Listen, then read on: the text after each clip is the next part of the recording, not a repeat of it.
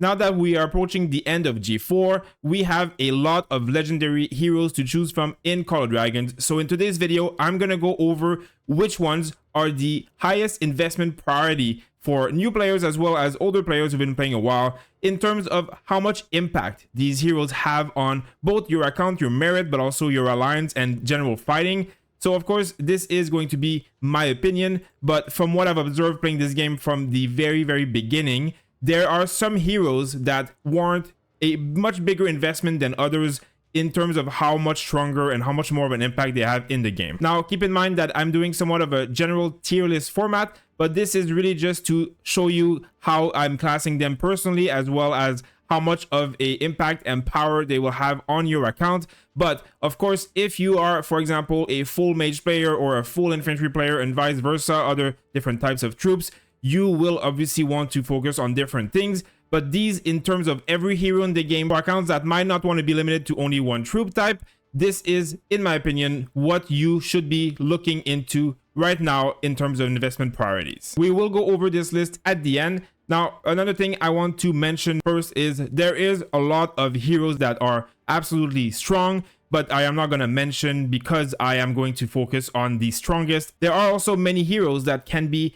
5-5-5-1 or different types of variation that do very well without the awakening. So I'm going to mention all of these things. And of course, if you're a free to play, it will be very different for what or how many heroes you are able to max. So do take that into account and try and focus at least one or two of the heroes at a time, but you will not be able to get all of them at once, which obviously makes sense. The last thing I want to talk about is gold chest. There is now a possibility to add G2 heroes in the gold chest as well as G1 heroes, which were always there. And as you can see here in my G1 heroes, I have never invested a single universal token for any of them. And now after more than 2 years of playing the game, most of them are awakened. Now I'm still missing 2 of them, which are still here, and I've awakened a few of them. But this does pay into account because you are going to eventually awaken a lot of these heroes by playing the game from the free gold keys that you get from events and stuff like that. So while some of these heroes are still very powerful in the game today, I would not always recommend to invest in them in terms of you will kind of get them maxed out if you play the game long enough. But there's a few exceptions, and I'm going to talk about that at the end of the video. So without further ado, number one priority investment in Call of Dragons right now, in my opinion, Kuma, the latest infantry G4 heroes that was released a few months ago.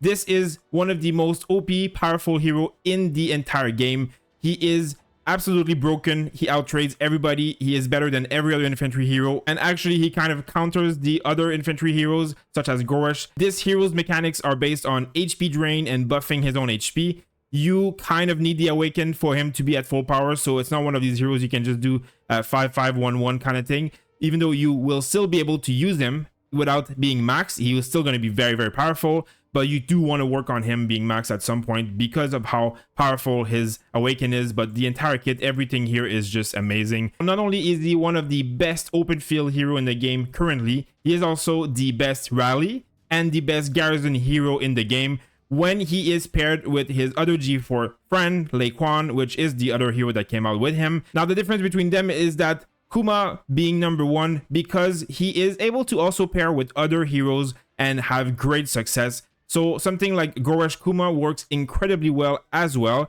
And you can really put him with a lot of different infantry hero. Having him first is what I would prioritize because you will be able to make a lot of marches work. He is going to be one of the best infantry hero. And as I've said before in other videos, infantry is one of the most important troop type, no matter what kind of account you're playing, whether you're free to play, full mage, full marksman, it does not matter. You need an infantry march, if not 2 at least, because of how impactful it is for an alliance. Every single player needs to bring infantry, especially with the stamina system. You can't rely on only a few players bringing infantry over and over. They have a huge role in battle, but also infantry with blinks and frozen ring will allow you to trap enemies and eat them with your DPS. It's a team play hero march that you will also gain a lot of merit on. So I would really think that anyone in this game right now should be looking into investing into Kuma, at least to make their account and their alliance stronger for it. My second hero investment priority would be Yun-Ming, who is also the latest hero that has just been released, but also a mage hero. Now, this hero is one of the most broken merit printing hero I've ever seen in the game. There is not one single instance of using this hero where I haven't done a 1-to-3 to 1-to-5 ratio in terms of damage inflicted versus damage taken. The amount of merit that this hero is doing is absolutely nuts. And he is another hero that you will need to max because his awaken skill is one of the most powerful thing buff that he has.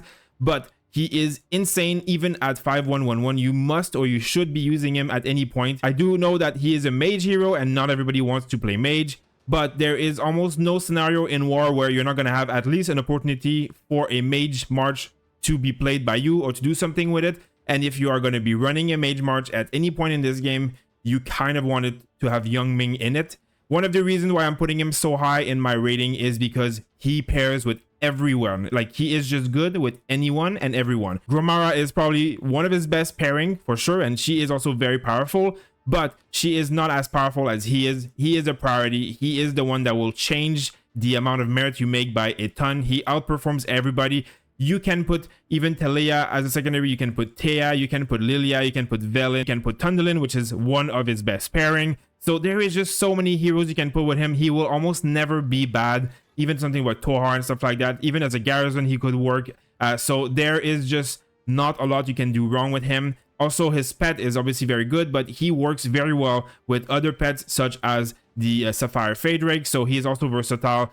This artifact is obviously his and his best artifact, but he works really well with something like Phoenix Eye as well. If you're putting him with Thunderlyn, Thunder Elegy works very well. So there is just a lot of variety, a lot of versatility in this hero. So you are able to put him in any kind of march that you're using as long as they're mages.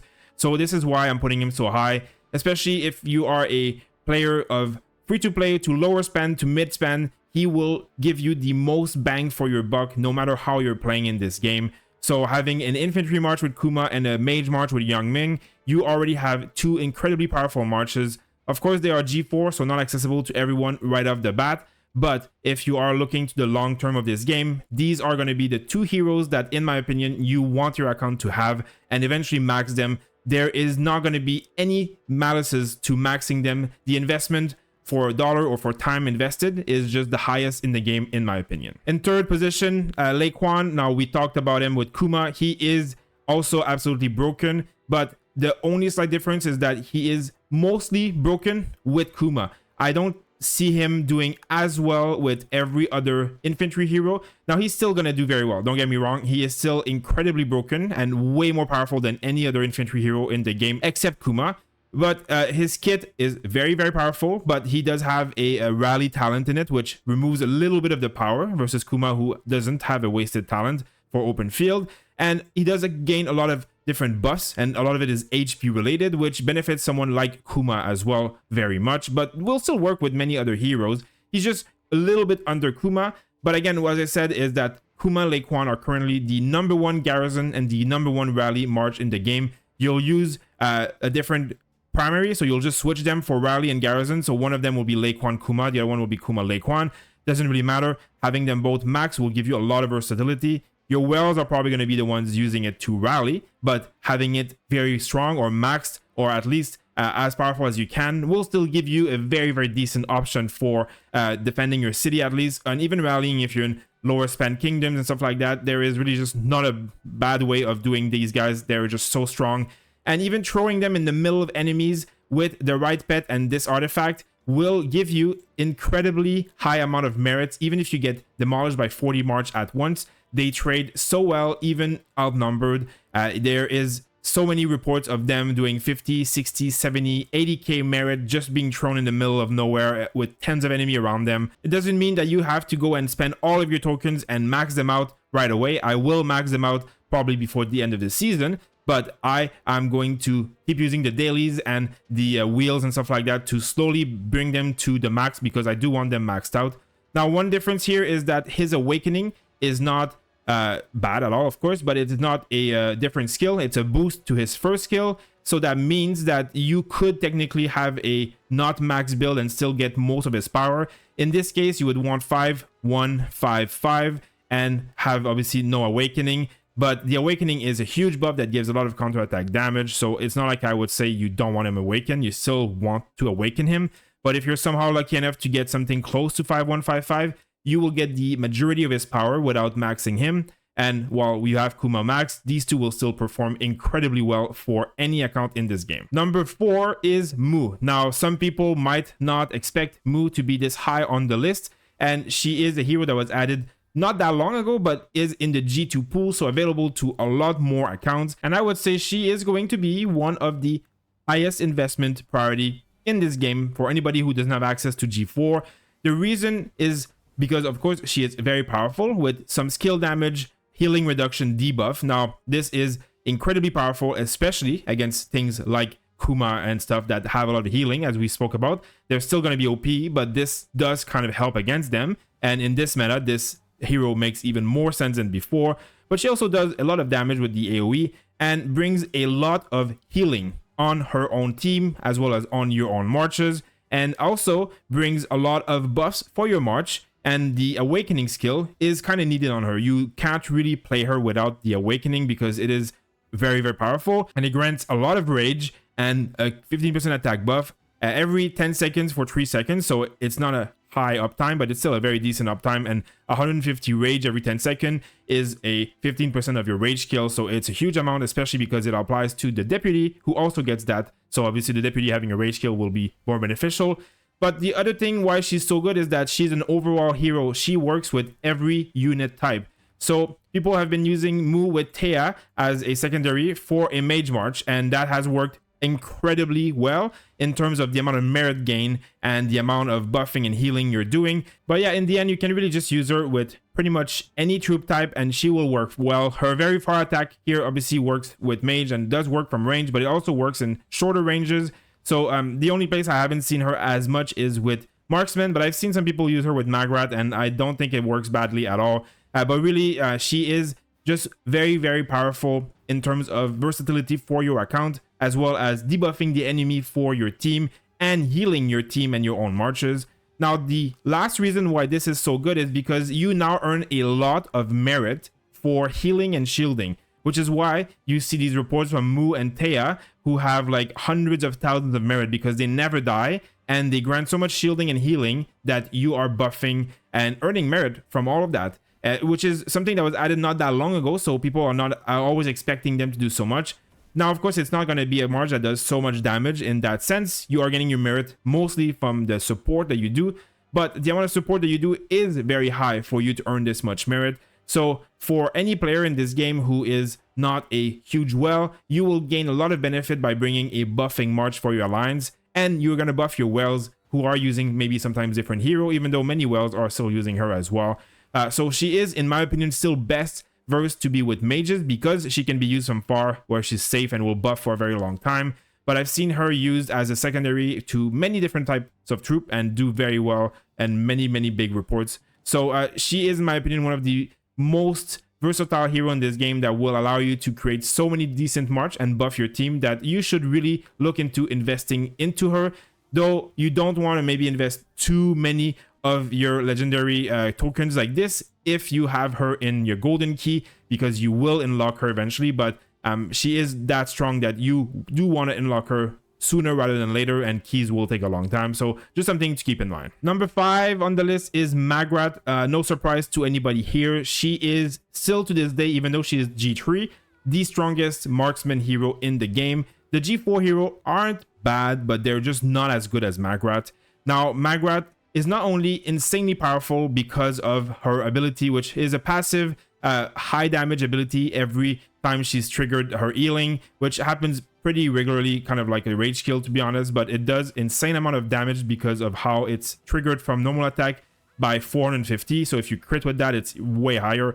And she does provide a lot of healing, so she lasts in the field for a long time. But also, one of the biggest strengths, in my opinion, is that at 5551, being that the last skill is a garrison talent that you don't need in the open field, you get, I would say, 90% of her power, because the last skill only that changes that this 450 becomes 500. There's no other change. So it's still obviously a 50% damage boost, but in terms of the entire skill, it's like a 10% damage nerf. So you're losing on that 10% power, but everything else is the exact same. So it's a slightly nerf ability, but it's still incredibly powerful. And it's a very low investment to have Maggrat at 5551, even for free-to-play or low spenders. So she is just one of these heroes. She's also the currently best PvE March for behemoths when you bring her with Zeta, with a marksman troop type, of course.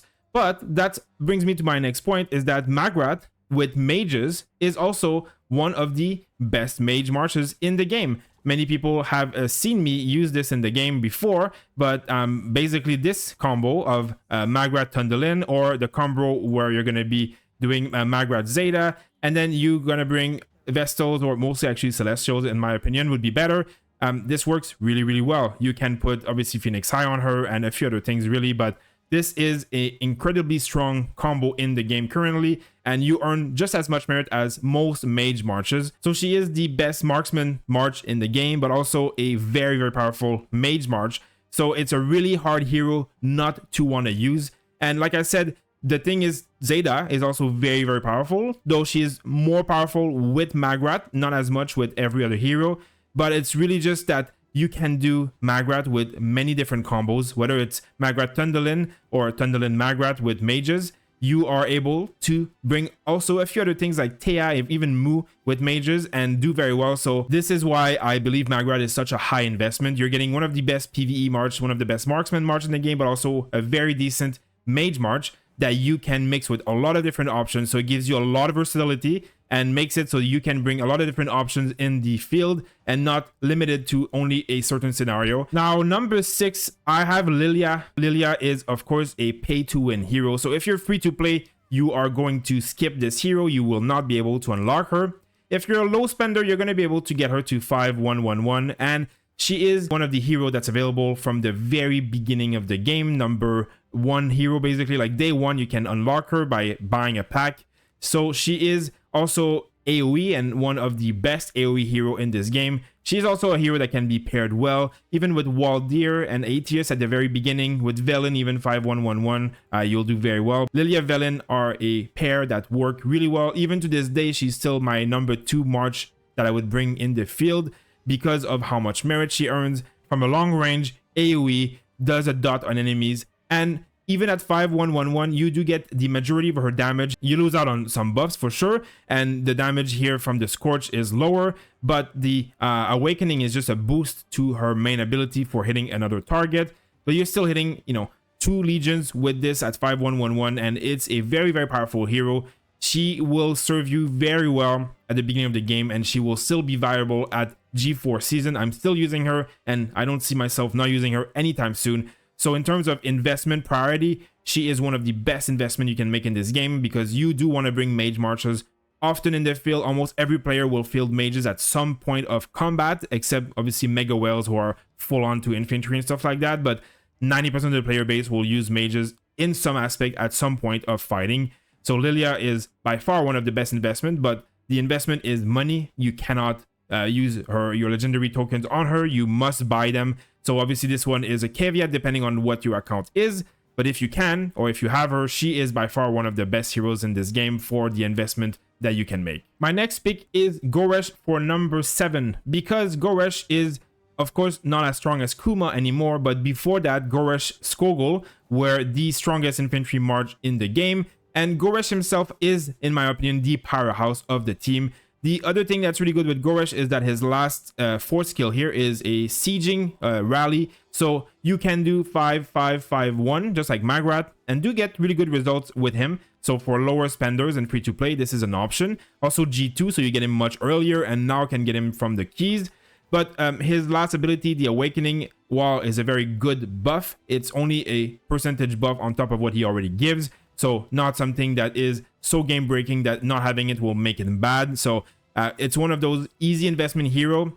Now, in my opinion, you should still be using Kuma and Lei as your number 1 infantry march. If you are like me, going to be running a setup with 4 range and 1 DPS, you want Kuma and Lei in it. But as I said earlier, Goresh and Kuma together are incredibly strong, even without Lei in the picture. So if you are going to be running only 1 march and your investment is more limited, Goresh is definitely a very, very strong option. And Kuma obviously will get maxed eventually by me. but this is really one option. Now, however, if you are going to be bringing something that is going to be more than one infantry, so in this case, if you're going to be bringing, let's say, this Lei or Kuma, I would say Kuma first in the open field, and then you're going to be bringing Goresh, you will be obviously trying to go something like Skogul, being that that is his main pairing. But in this setup, 2 infantry, this is number 1 choice and number 2, and then you have a very decent setup here. But the difference is that Skogul, while is also an incredibly powerful hero, she is just not at the level of Goresh. So Goresh will still work well with other options as secondary, so you don't have to use Skogul. As you can see, the reason that I recommend Goresh here is just that he is very versatile for different heroes to bring with him. He's also a powerhouse and will give you great merit. He has the Spiritborn Torque, which is his artifact, which is a taunt artifact, which is one of the most powerful artifacts in the entire game. Even if you have it at level 1, taunting enemies at the right time can create huge amount of opportunities for your team. And he works well with basically every other infantry hero, even something like Hosk, for example. So this is why I think Goresh is one of the high priority investment. But if you have Kuma, Lei Kuan, and have no plan on bringing more than 1 infantry ever, I wouldn't go for him necessarily. That being said, if you're not at G4 yet and you don't have options for Kuma, you must have Goresh in your account, in my opinion, because of how strong he is. So if you're still at G2 and G4 is very far away for you, well, I would not hesitate and prioritize Goresh to be maxed because of how powerful he is and because of the fact that infantry is so important. So he is one of those that will be a priority that will change depending on where you are in your account and in your season. My next pick for number 8 might surprise a few, and of course we're again back at the G4. That is going to be a recurring theme, being that the further along in the game you get, the more powerful the heroes get, even though we still had a few G2 in the last few priorities, so it's not like they're all OP, but most G4s are going to be better, and G5s are probably going to be better than G4 in some scenarios. But the reason that I want to talk about Neya, being that she is a cavalry hero. Now, cavalry is not for everyone, and you are going to get demolished by infantry and other cavs from Wales if you don't have a good march. But there is kind of always an opportunity for cavalry to be used in the open field with your team by doing cav balls and stuff like that. Of course, many of you will know that Echo, my alliance, is known for this. We all want to have at least a few cav march to participate in these big cav runs. Also, one point to keep in mind is Roots of War. Cavalry heroes in Roots of War are some of the strongest troop types, so if you want your account to have some impact in there, you must have at least a few cav marches ready. Now, of course, you will have Bakshi and you'll have Emrys, which are going to be heroes that you'll build slowly with time with gold keys, but who will do a very good march by themselves, and they are a very good march. As you can see, I have maxed them both without ever putting a single token in them. So, I mean, this comes basically just from the gold keys. I put 10 token, I guess, in them. That's it. So this just shows you that you will eventually max them after a while from just gold keys. But my point with Neya being that she is very, very powerful. Of course, her abilities, the amount of damage, even her artifact, the Lunaris, whatever, is one of the most OP artifact in the game with the march speed and all that stuff. But the biggest point for Neya is camouflage. So as you know, number 2 skill for Neya makes it so that she is going to be camouflaged when not in battle. Now, camouflage is a weird mechanic that will allow you to not be seen by enemies. So you can see camouflage makes me purple. Now, if I was to look at the enemy camouflage team, it's kind of transparent. You see the movement, but you don't see the name, the pictures, the icon. So if you're looking like this, you will not see them. There will be nothing on your minimap. Camouflage does not show up on the map. You need to be in this picture zooming to see camouflage troops moving around. And even then, you kind of miss them if there's a lot of movement because they are camouflage, obviously. So they're kind of invisible. You can see them and then you can target them if you are able to see them. But they are going to be very easy to use to go and sneak by enemy lines and go behind stuff, go kill farmers or go kill reinforcement mostly. So this is one of the reasons why I think that Neya is such a high investment priority in this game, because if you're going to be playing cav in any way, this camouflage ability gives you so much potential. You could put a blink on her and go around and go and fight some stuff that's in the back, like I said, reinforcement and stuff, and you can really disturb the enemy very, very strongly with something like that. It gives you a lot of potential for plays that are pretty good. But not only that, but her whole kit is just insane. Like, she is a incredibly strong hero, so it's not like you're just getting her for the camouflage, she is still going to be an amazing hero. She has a mobility tree, so you can do a lot of mobility based stuff on top of also giving a move speed bonus on her kit. And this damage is incredibly high, 1700 plus 50 extra rage for 5 seconds. So this is obviously 40 when you're not awakened, but this is 250 rage, which is a quarter of the cost of this skill. So as you can imagine, she's going to be casting this skill a lot, and it does a lot of damage. So this is why I think Neya has a very high place in priority. If you're going to be investing in any cav, Neya is really going to be one of the most fun, versatile, and high impact cav that you can invest in. Now at number 9, I have Thundelyn. Now this is a bit of a mitigated one because Thundelyn might not be the most impressive hero in terms of report, though she did get buffed not that long ago, and she is much more powerful than she was before. She's pretty close to Liliya, in my opinion, in terms of damage. But the main reason why I think that Thundelyn is one of those investment priorities is the debuff that she gives, because she is not only a very strong damage dealing mage hero, she also inflicts a debuff that slows enemy march speed by 40% and increases the damage taken by 15%. Now this is a debuff that is applied every 2 seconds for 6 seconds. So you're applying this debuff for a large amount of time because she's going to cast her rage kill pretty regularly every 10 seconds, meaning that you have this pretty high uptime on this debuff. And march speed slowing is very, very good in ball fighting when you're catching enemies. So this is a huge buff for your team, for your marches, and for your general lines to have an impact on the open field. So this cannot be neglected to mention. So in the past, we have seen many people use Indis for a similar reason, where she is going to inflict infirm with her damage that makes them take 20% damage for 2 seconds. But Indis has a lot of wasted skill from gathering, as well as very low damage compared to something like Thundelyn. So this is where Thundelyn really comes in strong, being that she is a powerhouse of damage, AoE damage, while inflicting this debuff, which is applied to more than one target, right? So it's really, really a strong hero. As I said, she also works well with a lot of different people. Obviously, Thundelyn Theia is one of the marches that is meant to be their G3. They came out together.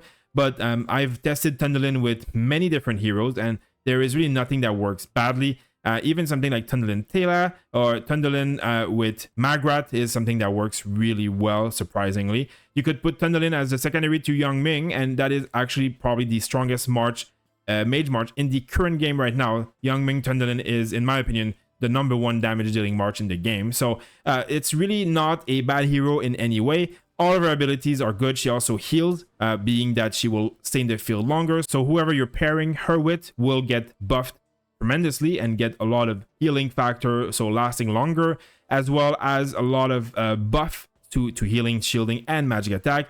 And this is another of her ability that does a lot of extra damage. So the awakening skill is not incredible, like it doesn't change a huge amount. This is a bit of a more damage, but all of her abilities are great. So it's not one of these heroes you can really not awaken eventually. I mean, Thundelyn, in my opinion, is one of the marches that will bring the most value to your team if you're a mage main in this game. So something that is really hard to skip. Now next, I want to talk about Urag as number 10. Urag is, in my opinion, also probably the strongest cavalry hero in the game currently. The only reason I didn't put him above Neya is because of what I talked about with camouflage, but Urag has AoE 1700 damage factor. So basically he deals 1700 damage and then AoEs to 2 enemies for 400, so another 800. So damage factor of 2500 is huge. He also has a lot of buffs that are just pure damage buffs, really high amounts. This is worth way more than like 10% attack, for example. Also march speed bonus and rage accumulation speed bonus, HP bypass. So all of these things just make him very, very strong. You don't need the awaken because it's just a buff to the first skill, but I mean, it's a pretty damn good buff. But everything here is just so good that it's hard to have him anything else than max. Again, he will still be very strong if you are not max. I would say 5551 is probably really good, even though this ability is still very strong. But the reason also that he's so good is, as I said, he pairs well with someone like Neya. So actually, Neya, Urag is an incredibly strong march by themselves. These two together are super powerful. Gives them AoE, rage regen from Neya here, which makes it that his AoE is applied very often. So there are very, very strong march. And in terms of damage dealing cav march, he is your best bet in terms of investment. I would class him above any other cavalry hero except Neya for the situationalness of the camouflage. So if you are going to invest in the cavalry march, Urag is it. And don't get me wrong, Tobin Urag is still very, very powerful march. There's nothing wrong with that. It's just that Urag's power level is just higher, and I would say Neya's power level is just higher than Tobin. So these two, that's why they are in my repertoire as higher investment. There's also a mention here for Lieh-Shan, who is very, very strong as well. The reason why I would say he's also a very high or very good investment priority is that 5-5-5-1 with him works really well. His awaken, it's not bad, but it's ignoring enemy attack. So attack is more, if you're ignoring enemy attack, in what I can understand, that they're attacking you and you're defending as a garrison, some of their attack gets ignored, so they do a lot less damage to you. So it's more of a defensive ability. This is obviously the fourth skill, defensive, fully garrison ability. So the first three abilities are where most of his powers come, and it's very good. Like, he is very, very good at 5-5-5-1. You don't need more than that. So he's also, I would say, not as high power level as Urag, but he's not far off. He also has AoE with 2 different targets and does a huge amount of damage. So, I mean, I also really, really like Lieh-Shan, which is why I'm talking about him right now. But I still think Urag is the #1 cav damage dealing march right now. And then that's what is kind of nice. If you're going to be building 2 cav marches, this is all good options. Depending on what you have available, you can mix in with Emrys or Bakshi and make 2 marches or eventually 3. But this is, you know, a lot of options are available here with the cav, and having a 5-5-5-1 does make it a lot easier to build. So this brings me to the end of my personal investment list from what I would recommend. Of course, again, this is my opinion, and it's in terms of how powerful these will be, not only for your account and merit, but also for your team. These are investments that if you do make the investment in these heroes, it will almost never really backfire, in my opinion. Like, there is just no way to go wrong with these heroes, as opposed to some other heroes who will be situational and not always great. These are going to be probably the last heroes you're going to replace. The S+ tier being the G4 that just came out, they're all incredibly OP heroes, so it's really hard not to use them. The S tier is some of the most versatile or most value for money for you. So Mu and Mag and Liliya, who is also in that tier because she is going to depend on how much you can invest in her. But these are going to be bringing you the most value for the lowest amount of investment because they can be used as multiple marches. So you can run marksmen, you can run mages, you can even run Mu with tanks, as I said, and calves, and still get a lot of value out of her. So this is why they're so high in my list. Now in the S tier is more situational, being that these are heroes that will be very high value, but depending on where you are in your game, you will have huge value from Goresh. But if you have the new infantry, you're going to give a little bit less value unless you're using a second march.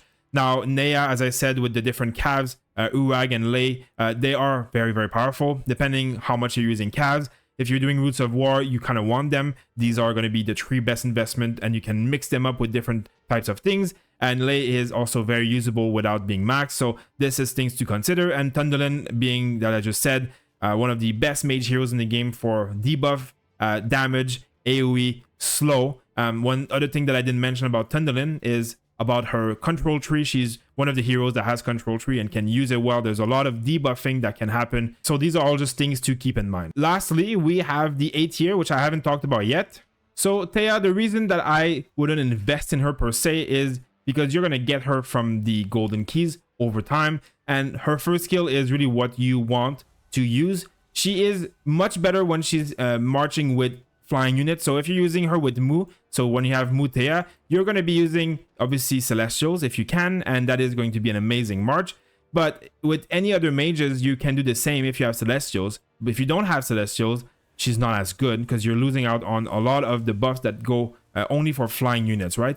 So it's one of those marches that is situational. If you are going to be using her, she's going to be mostly a deputy. She can go with basically any mage. She can go with flying calves for Spring Warden. She can go with flying marksmen, really, even if though they're not really good. So she's versatile in that way. You can go with Bertrand to have a strong flying march as well. So she's a good versatile hero who works really, really well in many, many spots, and especially in the beginning of the game. But you don't really need to invest in her because you will unlock her over time, and her main bonuses come from the first skill that she has, while the other skills are all more buffs, which are still important, but you don't have to invest tokens into her to really get the benefits of her versatility. Velyn is one of the best mages in the game, for at least at the beginning of the game. He brings a lot of AoE damage. He pairs amazingly with Liliya. He also brings skill damage, march speed, which is one of the only mages with march speed. He brings crit rate, which is also one of the only mages with crit rate in his kit, and brings a debuff for magic defense break. So yes, Velyn definitely belongs in the list. He is one of the highest investment heroes in the game, but he is a key hero, so you will unlock him over time. You do not have to spend a lot of money or tokens or all of your hard-earned stuff into him, being that you will eventually unlock him over the duration of the game if you play long enough. You should still try and get at least a little bit of this. I mean, I would say 5-5-1-1 at the very least, and you do want to max him to get the max of his power. You can see from what I've done, I got 656 of these tokens. Beginning of the game, there was other ways of getting his token. I think he's on the wheel and stuff like that too, and I spent 34 legendary tokens like this. So it is one of the heroes you should be using if you're a mage main, and he will bring you one of the most amount of buffs and potential for the march. And whoever he's paired with, well, he can be paired with everybody, including Yun-Ming, by the way. So very, very powerful hero, just not one that you will really invest in because of how he is attained in the game. Just slowly but surely level him up and do max him up when you can, but you don't have to go crazy investing in him because of the fact that he's in the gold key. Hosk is also an honorable mention. He is probably one of the best counter-attack hero in the game, but he is fully paid to win. So you need to spend many hundreds of dollars to max him out, and that is where he gets all of his damage and stuff. Like, you do need to max him out. This skill is amazing.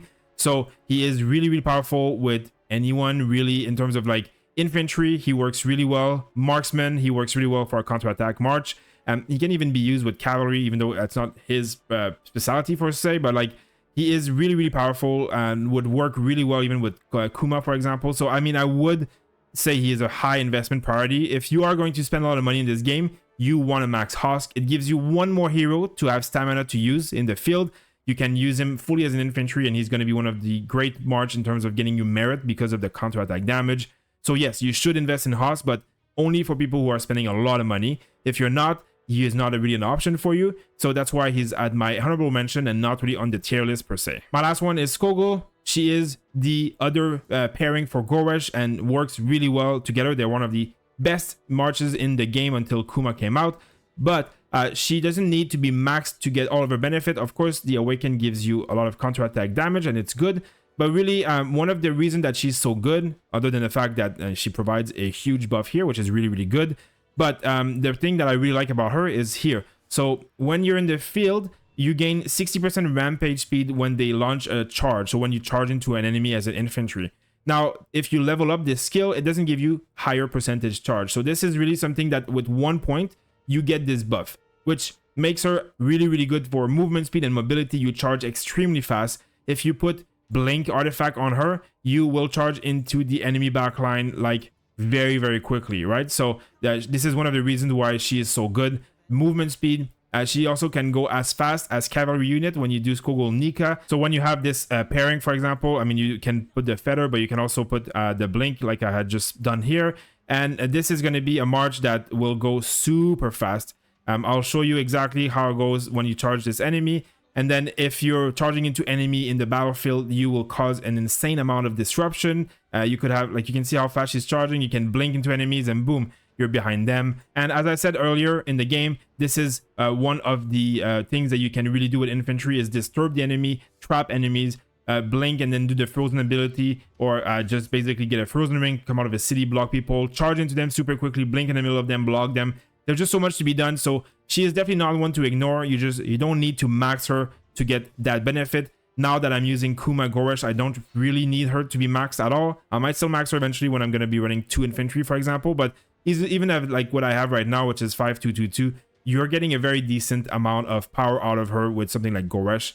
Could also work with other infantry heroes, so that's why she's in my special mentions that way. So that's about it for my investment order list. Of course, some people will have different opinion, and it's completely normal, as well as if you're going to be a full mage account or a very low spender, you might not want to invest in cavalry, you might not want to invest in too many infantry hero, or if you're a full marksman hero march, well, you will skip some of the mage options for sure.